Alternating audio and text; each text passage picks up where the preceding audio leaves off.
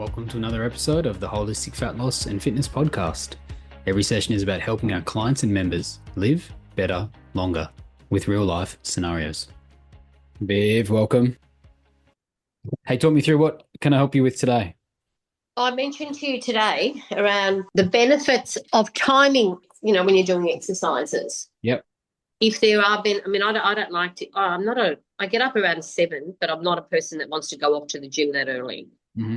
So yeah, just that's probably a good question. I was thinking, timing before lunch, after lunch, before dinner, after dinner, things like that. I always like people to train where it fits their schedule the most. I by far and away think that is the most important metric to base when you train off. Mainly because it's going to help keep you consistent, right? It's going to help integrate into your life and your circumstances the best. But in saying that, there are definite physiological times of the day that are better than others. So let's dive into that, and then we can kind of come back to sort of long-term consistency with training. Yep. What's kind of got you thinking about this question today? Because of my work, which I've sort of semi-retired, but I do have a little bit of work. You don't know when it's going to come, and so it's hard to get into a routine. Yeah. And then it's so easy to fall back and say to yourself, well, I'll do it another day or I won't do it today. And so I'm thinking I probably need to sort of structure a bit of a routine that works best for me, but I also want to know the Mm-hmm. ideal benefits of certain time slots or before, after, whatever. Just it might Cool. not be for me, but at least that's in the back of my mind when I'm trying to schedule a bit. I'm trying to schedule things into my diary as opposed to what do I feel like doing today? What time do I have? Love that. Okay. Perfect. Look, there's a couple of things. The time you train, it really does have an effect physiologically. Like it's going to affect cortisol, testosterone levels, core body temperature, like how activated your neuromuscular system is, insulin sensitivity, fat oxidation, everything to do with nervous system balance. So let's kind of just dive into times of the day, what it's best suited for, and then we can actually kind of reverse engineer what'll work best for you. So there's the classic morning training. It's anywhere from, let's say, sort of 5 till 8.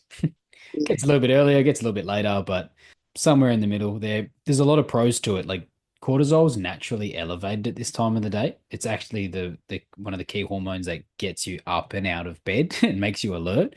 So it's going to boost alertness and fat mobilization.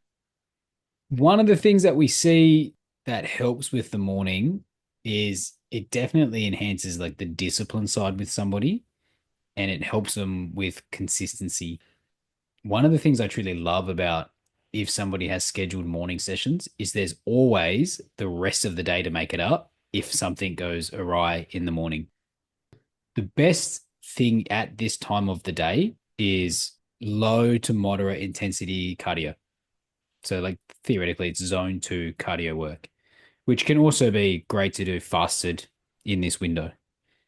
I think it's also a really good time for momentum building in the morning. You know, the win the morning, sort of win the day sort of mentality. But I think from a motivational standpoint, it's really nice just to have it done for people.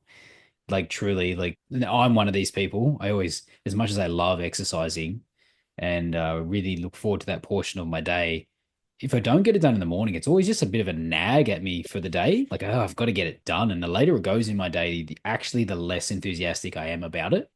That's just me personally. It also means there's normally less life interruption at that stage, you know, especially if it is early in the morning. Yeah. Most people aren't getting many social dates at 6 a.m.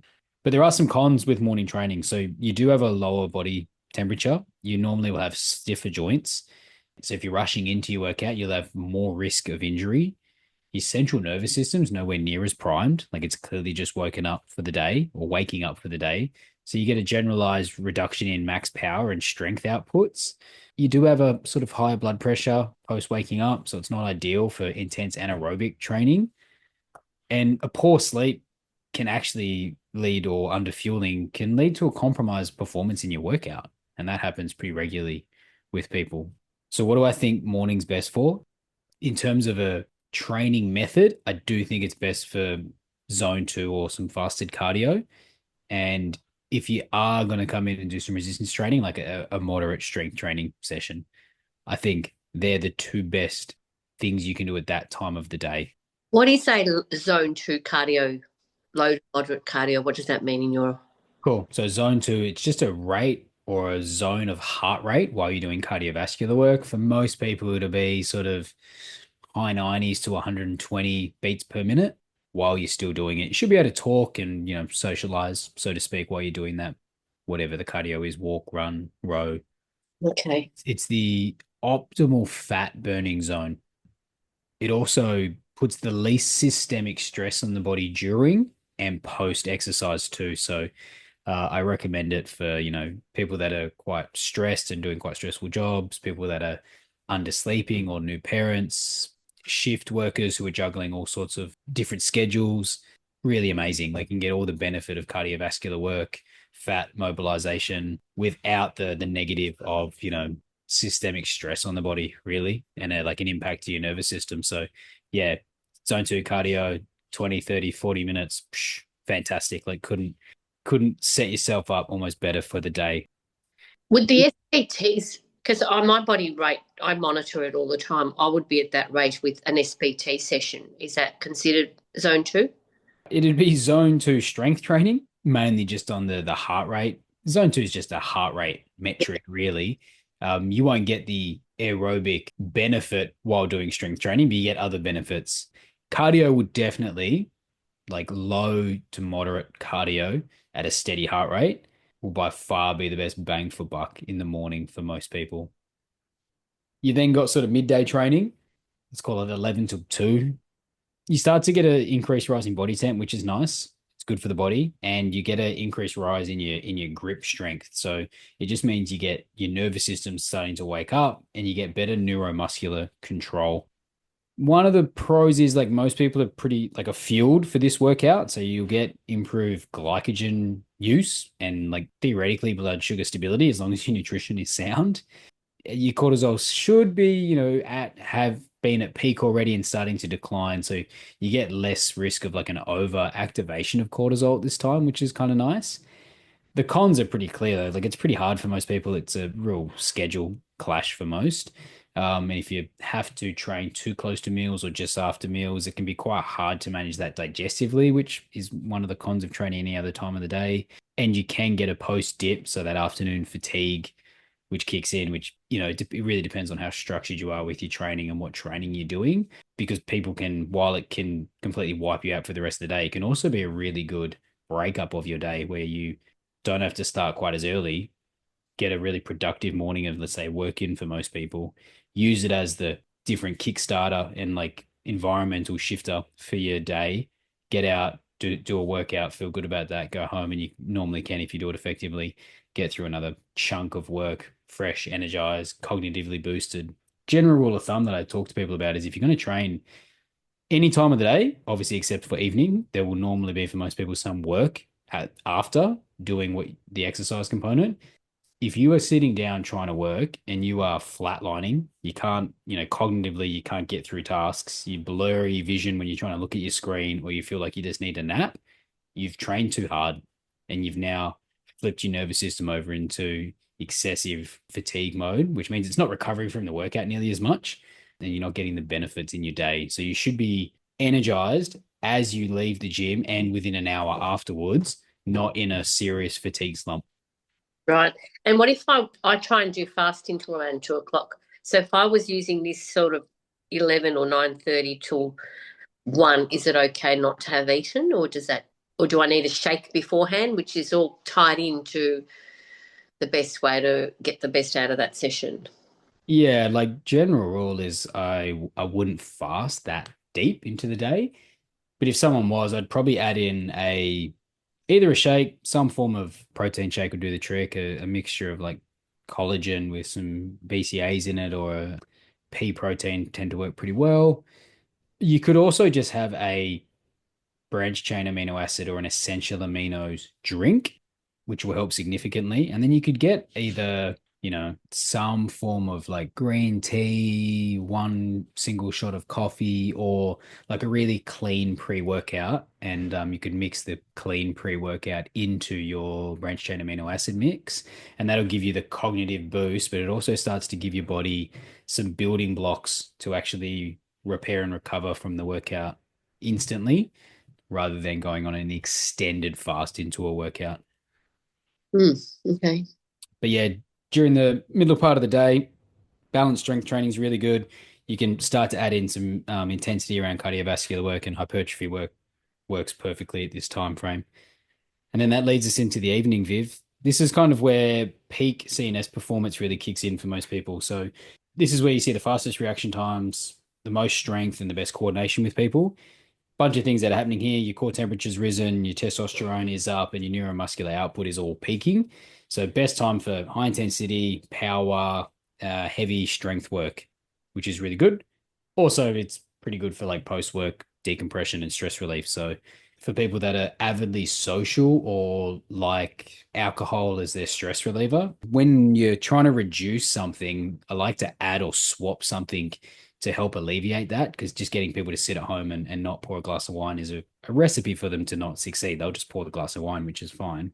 If we add in a workout in the time that they would normally do that, just gives them something to replace to it. And working out in the evening can be a really good tool for that. I like it. I do 2 nights at another place, which I've been doing for the last few years. It's 6 to 7. Yeah, it's And perfect. eat afterwards, not before. No, I don't eat like at 5. Yeah, no, eat like I'd have a small snack before it, like maybe 4:30, maybe 5, and then train and then eat afterwards. Yeah. Mm. We just need to be careful in the evening because there are some cons. And one is like if you go too intense with the workout, we often see a disruption in sleep. So that's, just the intensity of the workout fatigues people, and it disrupts their sleep quality, which isn't ideal, which then Yeah, I don't do intense. What about cardio? What if you were on the treadmill for half an hour? totally fine. Yeah. Like you'll find that you can pretty much do your zone two cardio work or just cardiovascular work at any time of the day. Okay. Like it doesn't induce enough stress on the body unless you do it in, you know, overwhelmingly large time frames, like 60, 90 minutes, 2 hours worth. Like, 45 minutes isn't going to be enough to stress the body out. So it's just amazing. Like it's so good for your long-term health, and it's so good for your aerobic system. It's really good for fat mobilization, blood sugar regulation. It's, yeah, for me, as a part of a good wellness routine, you should be doing some form of steady state cardiovascular work for sure. And it doesn't matter what time you do it. Morning would be the best time. Evening will be the best potential stress reduction tactic post work. Really good for helping digestion for the day or helping stabilize any blood sugar. So I don't really mind. They're both really good times.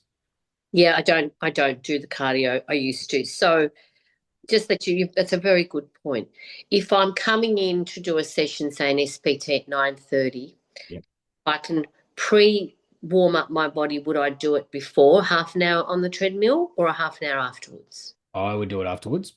Afterwards. Okay, cool. If I was going to warm up, I'd just do like a little 5 minute just to get the body primed and ready. But you could do a roll release stretch would get you just as much. And then, yeah, we want to get the benefit afterwards because you'll get some fat mobilization from your strength work, which is really good. And then we can actually burn some of that fat off through the zone two cardio post session.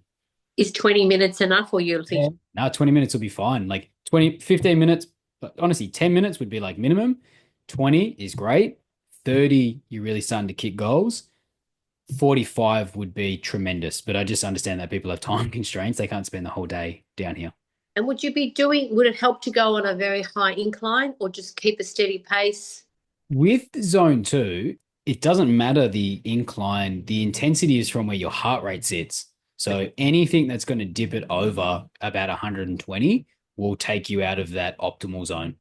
So the idea would be over time, as our fitness and aerobic capacity and VO2 max improves, we can sit at more intensity but stay at zone two. So zone two, you said, is between 90 to 120. Yeah, it differs for most people, but yeah, about there. Okay. But no point trying to make it 140 or 150. No, like you improve your aerobic capacity and sort of your VO2 max and your lactic threshold, which is just overall fitness metrics, but it doesn't equate to optimal fat burning either. which is what I want. So just yeah, that's why the increase in steps and like incidental movement and zone two cardio low steady state work, it just keeps your body burning fat, which is really important because as soon as you go too high, you get a different benefit, but it comes at a cost. And the cost is normally it'll do more stress inducing on the body, more strain, and it'll hinder some of your fat burning efforts. So keep it at about 120 for me, I reckon. Yeah. So like if I was going to do like I guess a client profile, it'd be like peri-menopausal women would be like train in the sort of AM to midday. There's just a bit of a lower tolerance to evening stimulation, mainly due to like sensitivity to cortisol. 40 plus men would be train in the afternoon. It'll help relieve like joint stiffness, testosterone's higher, and it normally equates to a better training quality. If somebody is, overweight or inflamed, I really preface morning zone two work. It's just going to help with fat oxidization. It's going to improve, like, you'll get mitochondrial benefits to do with energy, and this will help with without really overstressing your system and causing more stress. For shift workers, it's kind of like I don't really have a time of the day. I just say mid wake window is kind of whenever that is, depending on the day, because we just want to respect somebody's circadian distribution, really. So we're just going to try and figure that out as they roller coaster their way through their schedule. And anybody that is highly stressed, working a lot, midday to PM tends to be really beneficial because it just avoids a compounding of their morning cortisol for the morning and for the day. With all of that said, though, that would be my gold standard for the person that I'm talking to. I then seriously take into consideration their life circumstances as to it'll be like version A would be which portion of this can we implement in their week perfect. Secondly, it's like if we can't or days that we can't, what's our backup plan going to be? And I will always preface integration into their life over optimal physiological timing of the day because I care about where does it fit? What can it be benefited from? Is it easily integrated? And if it is, they'll do it more consistently, which means they'll get long-term results comparatively to the perfect portion of the day that doesn't work and then they don't do it. Yeah, makes sense. And about 4 times a week is optimal, 5 times a week? Yeah, four. Yeah, like I'm ecstatic if people work out 3 times a week. Truly. I think let me rewind. I'm ecstatic if people train once a week. Everyone like it's not enough, but I tell people compared to zero, Yep. one is still like 45 to 50 times a year that people will probably train. Monumental difference. If they can get themselves to 3 times a week, they will see outstanding results. And it's a really good, just forever frequency. You get enough stimulation, you get enough working out to recovery. Incredible. As people tend to progress in their fitness and health journey, slash just want to accelerate the results, 4 to 5 is kind of the zone that most people sit in. You can go to 6, but it just means we have to then have a really strategic plan around how we're going to minimize external stresses and increase recovery in the week. So it does come at a bit of a cost, 6 and above. 4 to 5 seems to be quite manageable for people and easy to integrate, and you'll get accelerated results. Awesome. And walking, which I wouldn't have, my heart rate wouldn't go at 120. Still, the walking, I know you mentioned last time how important walking is. I'm trying to do more walking, but I'm not cardio, it's just walking. Yeah, that's but it's so but it doesn't have to be cardio. Like you can like most walking would stay in like a zone one, depending on where people are at. You still get avid benefits. Like general rule of thumb with walking is like I will prioritize any more than what somebody's currently doing. So I like people to hit a minimum of like 4 or 5. It just means their body's actually moving for the day.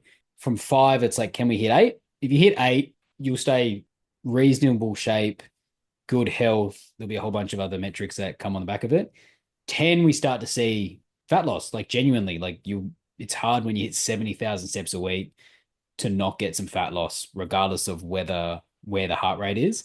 If you hit 12,000 a day on average, you'll start to see really accelerated fat loss. And if somebody can get above 15, depending on diet, but most people clean their diet up a little bit if they are, you'll see significant fat loss with an average of 15,000 or more. And that can be done like all day. It doesn't have to be done in one go. Now, yeah, I'd prefer it to be done across the day, not in one go. The stress load to the body is less. And like I think about it like this, like for me, I'll get up and I'll walk my dog in the morning just around the block. That's 1,000 steps. Or I'll go for a small walk run. I walk my kid to daycare. I might park further from work to get some. I might take a few meetings or check-ins with clients on the phone so I can walk the block. I'm obviously on the gym floor, so that helps. And then in the afternoon, I might walk my dog again. And then, so like I just find ways to integrate it into somebody's week, Yep. so into their day. And if there's ways that we can double things up, that's the only way to get to sort of 12 and above, like to have it as an integration of your day. Because you're probably not going to do like, you're not going to do 2.5 hours of walking. Like it's too much of a time burden to Yeah. fit into your day. But you could do, 15, 20 minutes in the morning and 15, 20 minutes in the evening. And then after every meal, 10 minutes, probably the most beneficial time to do it. You'll get a stabilizing of your blood sugar. It helps digestion. It means you'll put your body into digestion and recovery mode much better and fat burning mode much quicker. So yeah, if you could divvy up your amount of steps across, a 12 to 14 hour time period, that would be optimal. But really, again, look at your calendar, see what can actually be doubled down as a walk, or you've got time to double down and actually do two tasks at once. And yeah, you see significant improvement. Those walking desks, or the things that people work on as they walk, one of the best things that I think people can genuinely buy. I think I'm doing. I have a bike and I take it everywhere, so that's taken over my walking. So I might have to start thinking about that. You could do the same. You could do like a bike log. Biking's not as effective as walking, but it's still amazingly better than driving a car. Oh yeah, no, I don't take the car, but I am taking the bike everywhere, and that's taking. Now I'm even the bike and the dog is coming together now. The dog loves the bike. How does all that sit? Any other questions on time of the day training?